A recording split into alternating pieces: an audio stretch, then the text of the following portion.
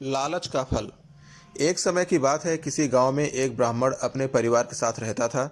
उसके परिवार में उसकी पत्नी और एक पुत्र था। वह बहुत गरीब था, उसके पास कभी कभी खाने को भी नहीं होता था। ब्राह्मण की पत्नी बहुत दुष्ट और चालाक थी, इसलिए वह रोज ब्राह्मण को भिक्षा मांगने के लिए जाने को कहती थी। पर ब्राह्मण उसकी एक नहीं सुनता था और घर में राम नाम जाप करता रहता। पत्नी के रोज रोज लज्जित करने पर ब्राह्मण एक दिन सुबह सुबह उठा, अपनी पोथी पत्री उठाया और दूसरे गांव में चल दिया। चलते चलते वह घने जंगल में पहुंचा और अंधेरा हो गया। वह वहां एक बड़े से पीपल के पेड़ के नीचे बैठ गया और राम नाम जपने लगा।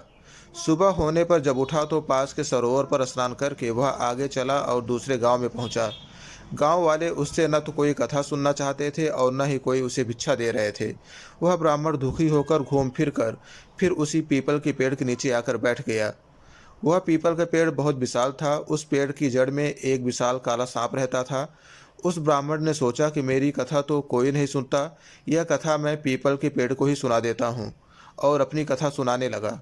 कथा पूर्ण होने पर पेड़ के नीचे से एक काला नाग निकला और उस ब्राह्मण को एक स्वर्ण मुद्रा देते हुए बोला, तुम रोज यूं ही यहाँ आकर मुझे कथा सुनाया करो, मैं रोज तुम्हें स्वर्ण मुद्रा दूंगा, और यह बात तुम किसी को भी मत बताना, तुम्हारे सब दुख दूर हो जाएंगे। ब्राह्मण ने उसकी बात मान ली। ब्राह्मण रोज ऐसा ही करता। सुबह उठकर नहा धोकर अपनी पोथी पत्री लेकर वह पीपल के पेड़ के नीचे पहुंच जाता और वहां बैठकर कथा सुनाता। कथा पूर्ण होने पर नाग सोने की मुद्रा भेंट करता। देखते ही देखते ब्राह्मण धनिक हो गया। पूरे गांव में यह चर्चा होने लगी कि ब्राह्मण की दशा कैसे सुधर गई। यह जरूर कोई गलत काम करता होगा। ब्राह्मण को लोगों की बातों से कोई फर्क नहीं पड़ता था, वह नित्य अपना यही कार्य करता रहता था। एक दिन गांव की कुछ औरतें ब्राह्मणी के पास गईं और उससे पूछने लगी कि आपके पति इतने धनवान कैसे हो गए, वह रोज कहाँ जाते हैं और रोज कथा उनकी कौन सुनता है। औरतों की बात सुनकर ब्राह्मणी के मन में भी शंका आ गई। उसने एक दिन अपने पति से पूछा कि आपको यह धन कहाँ से मिलता है, मुझे बताइए। ब्राह्मण बोला, तुम्हें इससे क्या मतलब है। ऐसा कहकर ब्राह्मण ने पत्नी की बात टाल दी।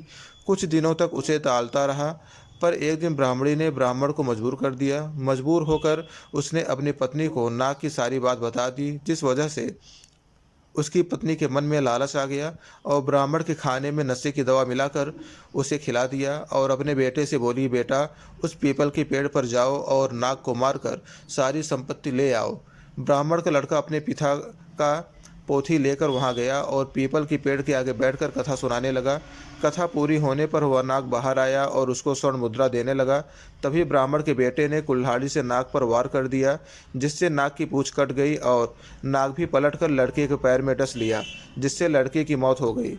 इधर जब ब्राह्मण उठा तो उसने देखा कि उसकी पोथी गायब है। वह समझ गया कि कुछ गड़बड़ है। वह जल्दी से पीपल के पेड़ के पास गया तो देखा कि उसका लड़का वहां मारा पड़ा हुआ है। ब्राह्मण को देखकर नाग बाहर आया और कहा, ब्राह्मण, मैंने तुम्हें कहा था कि स्वर्ण मुद्रा की बात तुम किसी से नहीं कहोगे और तुमने बता दी। अब तुम यहाँ से चले जाओ। तुम्हें तुम्हारे पुत्र का दुख है और मुझे मेरी पूंछ के कटने का दुख है। मैं तुम्हें श्राप देता हूँ कि तुम्हारी जो भी संपत्ति मेरे द्वारा बनी थी वह सब नष्ट हो जाएगी।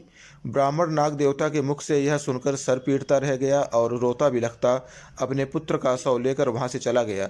घर जाकर अपनी पत्नी को बोला, देखो तुम्हारे लालच की वजह से हमने अपना इकलौता पुत्र गंवा दिया और हमारी सारी संपत्ति नष्ट हो गई। ब्राह्मणी भी रोती रही। अगर आपको ये कहानी पसंद आई हो तो कृपया हमारे चैनल को लाइक, शेयर और सब्सक्राइब कर दें।